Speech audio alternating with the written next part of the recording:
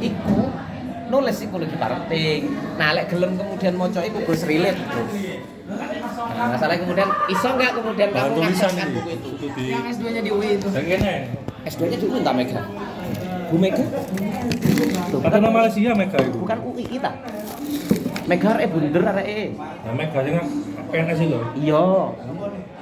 Nah, itu kan sempat nulis buku parenting. Nah, iku lah kemudian relate.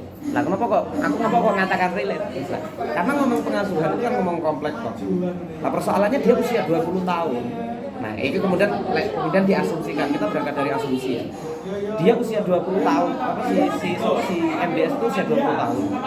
Lah, 20 tahun yang lalu Rafael itu siapa? Nah, kan gitu kan. Sampai kemudian mendapatkan akses harta sebanyak 58 miliar. Baik itu yang warisan maupun yang diperoleh oleh dirinya. Bahkan informasi fakta terbaru 500 miliar dan di dalam rekening yang diblokir. Nah, ini artinya dalam waktu 20 tahun, gitu kan, kita logikanya yang benar kalau Rafael dianggap nah, Rafael ini adalah apa yang ngarani ya? Aku ngarani gak harus sebutnya. Parent karir, betul loh. Jadi bukan parent karir, apa seorang pengasuh yang dia berkarir. Di satu sisi dia bagaimana dia meletakkan anak dalam posisi dia sedang meningkatkan karir sampai menjadi eselon 3. Satu, dia memperoleh akses terkait dengan kekuasaan tentang ekonomi. Lah, dengan akses ekonomi itu kecenderungannya kita nggak mengatakan kecenderungan pengasuhan yang kemudian bertolak dari kemudian pemberian akses ekonomi, maka rendah memberikan akses emosional. Kita tidak mengatakan selalu, tapi rendah. Kenapa? Ada asumsi, aku kerja gawe awakmu. Nah, kalimat-kalimat seperti itu kan sebenarnya anak kan juga berhak menggugat. Aku bukan butuh kamu tidak ada ketika kerja, tapi aku butuh kamu ada. Nah, ini di usia-usia. Nah, di saat yang sama, bagaimana dia mengalami masa perpindahan dari anak menuju remaja. Kasusnya kan MDS usia 20 tahun. Yang itu dalam psikologi masuk dalam kategori remaja akhir. Dia hidup dengan kesenangan sebagai seorang remaja, tapi di saat yang sama dia masuk dalam mau bertanggung jawab. Nah, saya melihat Rafael mengalami krisis identitas. Nah, krisis identitas itu kan kaitannya dengan pengasuhan. Karena ngomong perkembangan psikososial. Psikososial itu artinya bagaimana perkembangan psikologisnya yang berhubungan dengan dunia sosial. Nah, ini berarti kan ada masalah. Apakah karakter Mario itu role modelnya adalah bapaknya sendiri? Iya. Kalau dalam konteks itu ya, temuanku ketika kita mengatakan Mario melakukan kekerasan, dia tampil dengan membawa Rubicon. Artinya dia memiliki orang teman-teman mengatakan flexing. Atau dia menampilkan dirinya sebagai sosok yang memiliki status sosial yang tinggi. Di saat yang sama orang tuanya adalah Rafael yang secara status sosial juga tinggi, eselon 3. Ada infonya kalau bukan eselon dari bapaknya. Hah?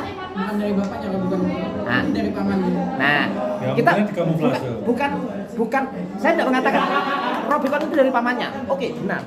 Tapi posisinya kan bapaknya yang memiliki status sosial itu mengharuskan anaknya juga mengimit. Ini kan kalau berbicara tentang identitas sosial. Aku anaknya Rafael, seorang petugas pajak yang kaya. Aku harus juga kelihatan kaya. Ngono maksudnya. Lah, apakah ini yang disebut dengan sindrom Cinderella? Pernah dengar sindrom Cinderella? Boleh jadi sindrom Cinderella itu artinya aku pernah krungu itu. Tapi pastinya ada perubahan drastis dalam seketika. Kaya mendadak, kemudian juga mempengaruhi karakter. Nah, itu kan beda dengan anaknya Jokowi kan. Karena Jokowi kan seharusnya juga seperti itu. Ya, karena kemudian akhirnya muncul sebagai presiden bapaknya apalagi kekayaannya juga hampir sama kan 50 miliar.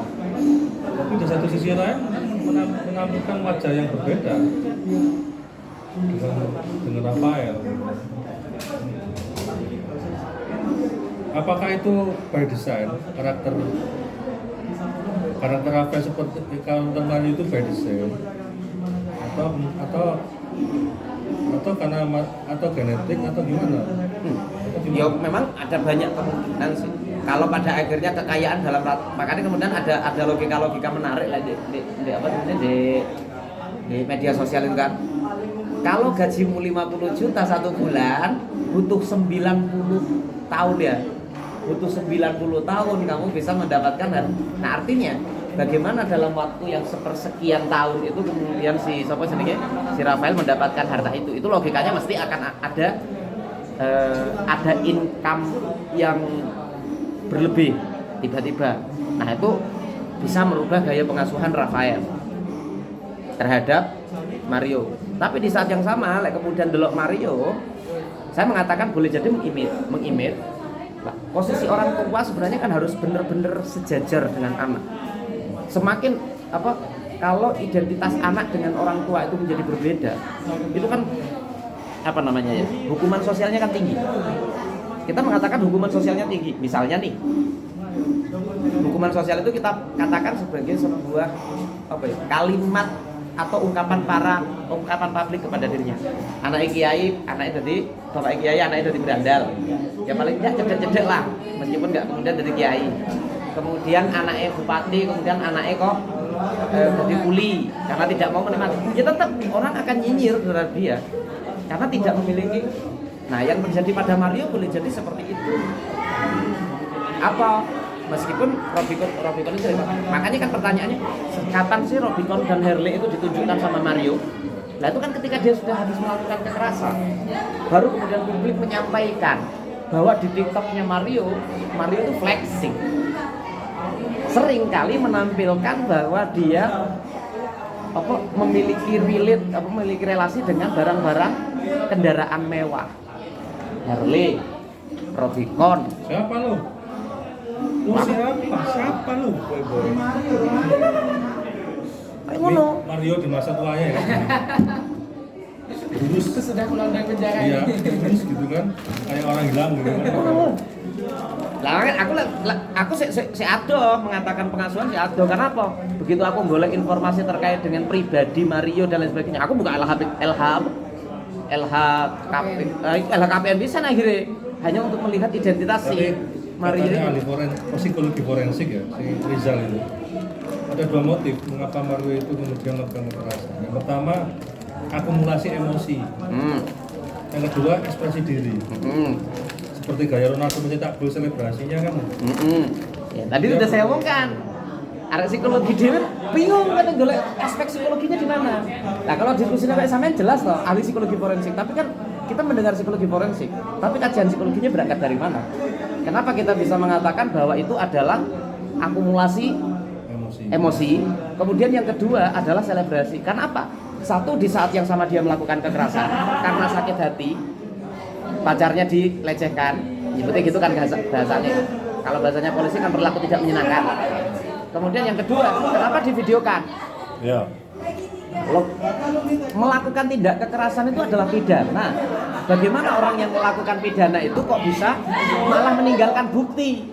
Itu kan nggak masuk, nggak kayak si Sambo. Nah begini loh ya, kalau kita lihat serial killer, pembunuh berat yang dikategorikan psikopat, itu kan selalu membutuhkan trofi kemenangan untuk untuk kemenangan dia. Nah, dengan penyiksaan terhadap David ini adalah trofi dia, trofi bahwa dia itu memang. Tapi kita tidak mengatakan David psikopat. Kalau dia psikopat bisa bebas loh dari hukum. Karena apa? Pembunuhan itu tidak memiliki sebuah dasar atau motif. Kecuali psikopat itu kan nggak punya motif nyebutnya. Karena itu menjadi sebuah tanpa rasa kan. Nah, itu lah kemudian aku mau ngomong dari siapa sini? Mau tutup sih siapa? Wedok itu loh. Agnes. Agi. Tutup arek psikologi. Oh, Aulina. Nggak sampean eling jeneng iku terus. Aulina oke. Masih ada mau sudah pulang? Soalnya masih di situ. Oke. Aku ngomong Mbak Aulina. Nah, kita mengkajinya gini. Kata-katanya kan jelas. Kekerasan MDS terhadap David. Dandi terhadap David. Mario terhadap David. Nah, ketika kita berbicara tentang kekerasan, gimana kita menemukan relate-nya dengan kajian psikologi? Sehingga kemudian psikolog forensik itu mengatakan seperti itu. Kita kan selesai pada kesimpulan psikolog forensik. Tapi tidak tahu bagaimana psikolog forensik itu memunculkan kalimat itu. Nah, kita sebagai ilmuwan psikologi nggak boleh dong ke distract dengan kalimat atau pemberitaan orang. Saya mengatakan seperti itu. Pertama, dengan kata kekerasan aja sudah selesai. Ketemu karena ilmu psikologi itu rata-rata berbahasa Inggris, diterjemahkan ke dalam bahasa Inggris menjadi violence atau violence. Nah, violence ketika dilihat di dalam psikologi sosial menemukan kata topik kajian agresivitas. Nah, ketika ngomong agresivitas definisinya jelas. Perilaku sengaja membuat sakit orang lain, baik secara fisik maupun non fisik. Nah, itu kan Tema jurnal ini. Nanti kalau nggak direkam nggak punya tulisan jurnal terapi. tidak punya tuh. Itu satu dan terakhir nanti. Jangan sampai Bu Tatib itu nulis di jurnal ilmu psikologi terapan itu satu dan terakhir kali. Jangan sampai. Iya. Sampai kemudian aku mari nulis kemudian mau kemana ya? Butuh mau terjemahkan lagi. Nyawa pun tulisannya Dewi butuh cuma kemana ya? Violent, agresi lah. Dari situ sudah selesai gue sebenarnya. Kajian di permukaannya selesai. Selesai dalam artian. Nah, kita harus buka sih sebenarnya. Aku nggak bisa buka secara utuh. Nah, mau tidak mau harus buka. Tapi harus tak kumpul sebenarnya. Aku mau ngobrol sama buku ini sampai gue buka. Gue laptop ya. Pemetaan berita itu. Ketika ngomong agresivitas, pasti ngomong ada faktor. Nah, kan selama ini kan kita berbicara tentang motif. Motifnya apa sih? Nah, kalau dalam konteks teori psikologi sosial, mesti ngomong faktornya MDS bertindak kekerasan terhadap David itu apa? Nah, ketika ngomong faktor, berarti kemudian kita bisa melihat ada faktor internal, ada faktor eksternal. Faktor internal ada sosio, ada biologis. Kemudian yang psikologis itu frustasi salah satu. Kekecewaan itu adalah bentuk frustasi. Frustasi di mana kemudian dia seperti kemudian kekuasaannya hilang. Nah, kan ini ngomong relasi kekuasaan, dia kan David kemudian Agnes itu pacarnya Mario. Sedangkan David itu adalah mantannya. Bagaimana kemudian pacarku, benar kan? Dilecehkan sama mantan, lagi kan menjadi akumulasi. Kita menyebutnya akhirnya akumulasi. Nah, kalau mungkin bukan mantan, mungkin sih tak. Lalu kemudian ngomong mantan, jangankan kemudian ngomong masalah kemudian melecehkan, berkomunikasi aja lagi dengan mantan itu kemudian tak pegel koyo apa. Nah, ini kemudian ceritanya malah dilecehkan, terlepas dari benar atau salah ya. Nah, karena masih proses penyidikan. Toh David ya sudah masih tidak bisa dikonfirmasi benar-benar atau tidak. Nah, disitulah kemudian kita sebut sebagai faktor internal yang kemudian kita sebut sebagai apa jenis motif intrinsik atau kemudian ya, akumulasi kekecewaan itu tadi. Wajar dalam artian secara manusia akan melakukan tindak kekerasan. Kemudian yang kedua, zaman menyebut tropi. Nah, tropi itu logikanya muncul lah ketika muncul. Lah, kekerasan David itu kan muncul dari kemudian video. Nah, logika video itu yang menjadi dasar kemudian menyebut, lah kok di video, no, jangan-jangan ini menjadi tropi kebanggaan dia. Lah, sesuatu yang dibanggakan kan selalu didokumentasikan. Lah, kenapa sih dia harus bangga? Apanya yang dibanggakan? Apakah kekerasannya yang dibanggakan? Tidak normal karena Boleh jadi tidak. Nah, kita kemudian merujuk tadi kemudian omongan David kan menggambarkan diri anak dengan status sosial, remaja dengan status sosial yang tinggi jika dibandingkan dengan si SL temannya, si Agnes sempat menjadi mantannya David. Membandingkan antara David dan Saya itu sebenarnya begini, ada film yang mirip dengan kisahnya si Mario. Filmnya sangat asik, The Girl with the Dragon Tattoo. The Girl with Dragon Tattoo. perempuan dengan tato nada. Bagus filmnya. Itu bercerita tentang seorang laki-laki yang hobinya itu menyiksa berdasarkan kejadian di kitab Injil. Jadi model-model sadisme di kitab Injil dia terapkan ke perempuan-perempuan imigran atau mana. Saya suka filmnya apa lah?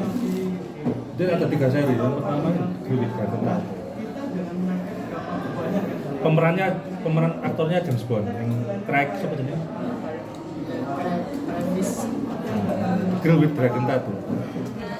Teman dulu tau. Nah itu ya, ternyata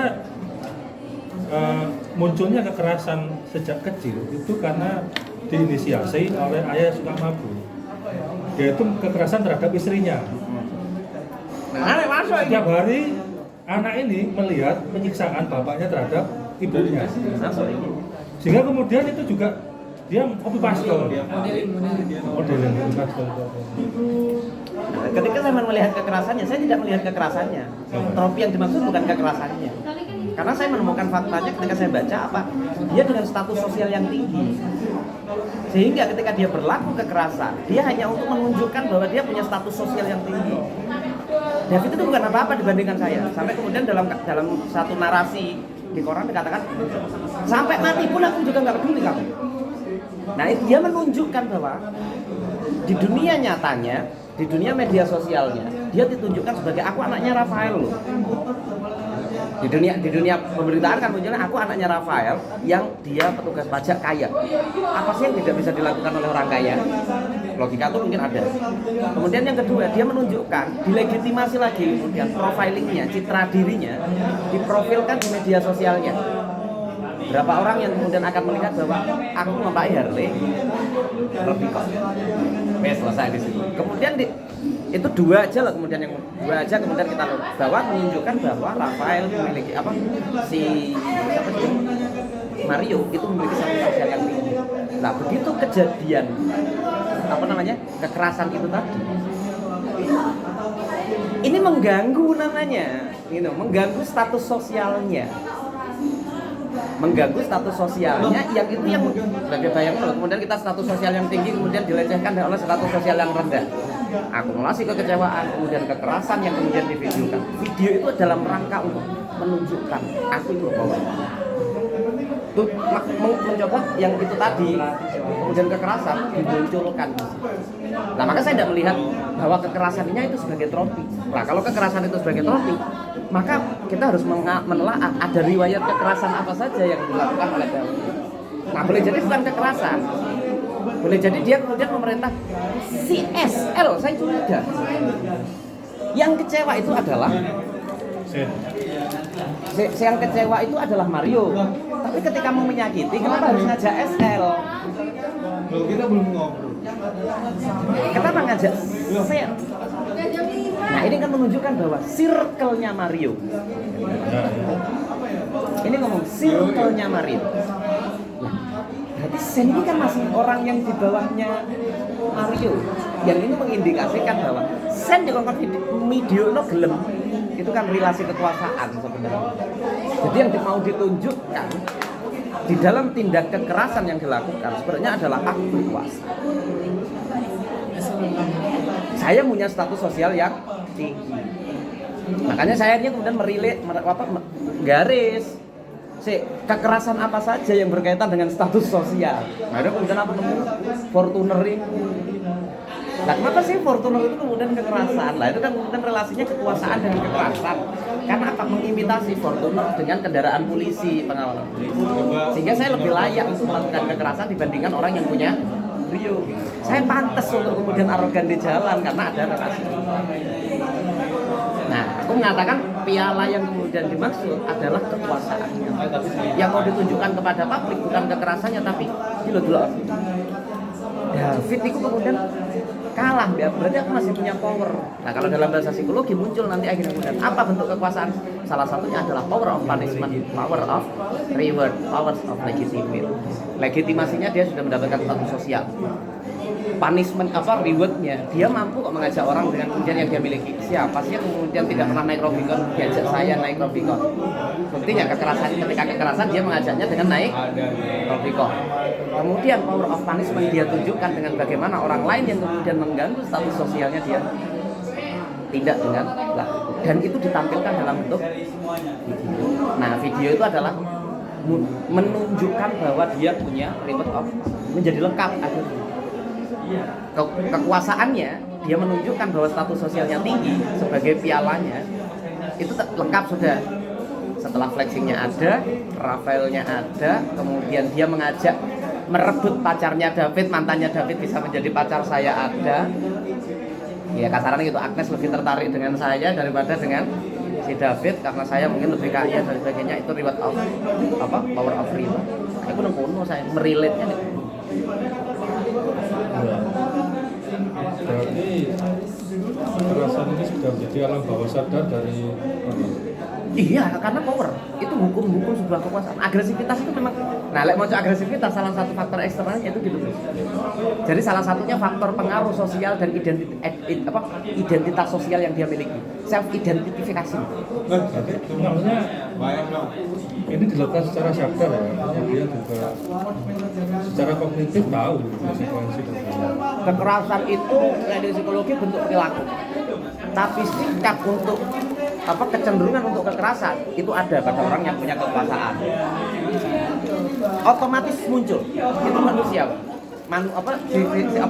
Secara biologis dari kajian itu, ketika kamu memiliki kekuasaan, ada saat itu pula kecenderungan kamu untuk melakukan tindak kekerasan muncul. Contoh, kita bandingkan nih Mario dan Latif. Mario anaknya dirjen pajak, Latif anaknya petani. Pacarnya sama-sama dilecehkan oleh mantannya. Motif kekerasannya ada, kecenderungan. Tapi bagaimana dia menjadi bentuk kekerasan itu terjadi? Nah, ada faktor yang kemudian variabel sakit hati dan tindak kekerasan. Kemudian ditambah variabel sakit hati itu pasti akan kekerasan. Tapi seberapa kuat sakit hati itu menjadi kekerasan dibandingkan sakit hati punya status sosial dan kekerasan. Nah, ini cara penelitian loh. Nah, cara penelitian ada variabel antara. Jadi kita mengukur sakit hati terhadap kekerasan, perilaku kekerasan. Sakit hati ditambah kamu punya status sosial yang tinggi terhadap perilaku kekerasan.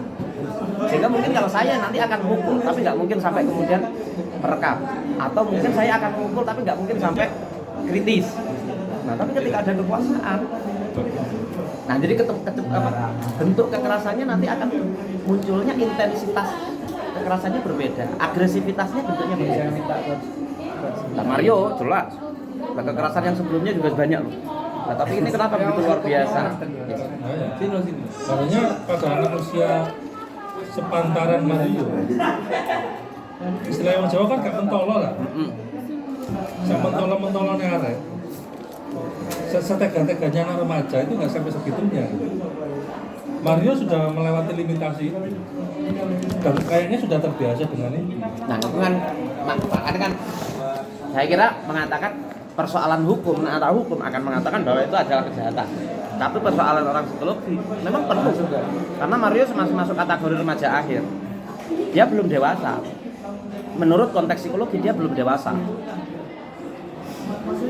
Menurut konteks psikologi belum dewasa, akhirnya itu perlu ada istilah bahasanya apa? Ada tes anakku. Pada mulai kok ini. Wis bosen. Tak celuk mau. Tak celuk mau. Wis bosen. Aku kondi ngomong mau. Nah, orang psikologi harus masuk menelaah. Karena apa? Ini problemnya klinis. Saya menyebutnya klinis. Mau disebut klinis, nah nyebutnya mungkin psikologi forensik. Nah, psikologi forensik memang ada kecenderungan dengan hukum, tapi kemudian kita nggak harus ngomong psikologi forensik, tapi psikologi klinis yang menelaah lebih lanjut. Nah, masalah tindakan kekerasan sebelumnya kan aku boleh nggak nemu. Saya juga berasumsi gitu. Bagaimana orang melakukan tindak kekerasan sampai kalau yang pertama bisa sampai seperti itu, pasti dia sudah pernah melakukan hal yang lain yang lebih ringan tapi bebas, menjadi lebih berat sampai akhirnya di kondisi yang sampai tertangkap. Tapi aku nggak nemu fakta pemberitaan tentang itu. Coba karena rumah kita jauh-jauh ya, kita akhiri. Kamu kan mau Mojokerto lagi? Lah kan begini PP. Ya, mulai nih PP nih Mojokerto ya. Setiap hari. Tantangannya baru. Tulisan. Iya. Bagus kok. tulisan. Ya Mas Sudah banyak ide dari Gus Latif ini sudah jadi uang bagi saya. Ya, saya pergi ke Maroko, pergi ke Malaysia, omongannya karena di depannya lengkap. Insider. Pokoknya kalau ada Gus Latif ini rekam aja gitu. Tulisan tapi mau Gus. Apa? Taulina. Kirim nomor Gus Angga. Tapi kemudian tak Profik lah Kaprodi ya, Profik. Heeh. Ngelola duit gitu. 10 miliar per tahun sampai gak iso nentekno duit. Nang anu nang UI Woi, aku bedine nemeni kon iki. psikologi 2 miliar bingung ngerti apa. psikologi UI Kaprodi nih arek KP. Dokter psikologi, manajemen. Manajemen. Manajemen Profik. Oh, UKT-ne 28 juta per arek. Perkara ini. Manajemen UI Iya. 40 juta ya. SPPD dia sampai bingung negara ASEAN mana yang belum ya. Sampai ngeteh duit. Tapi dorong rabi wae. Sok. Iya. Rabi. Wah, kakek anu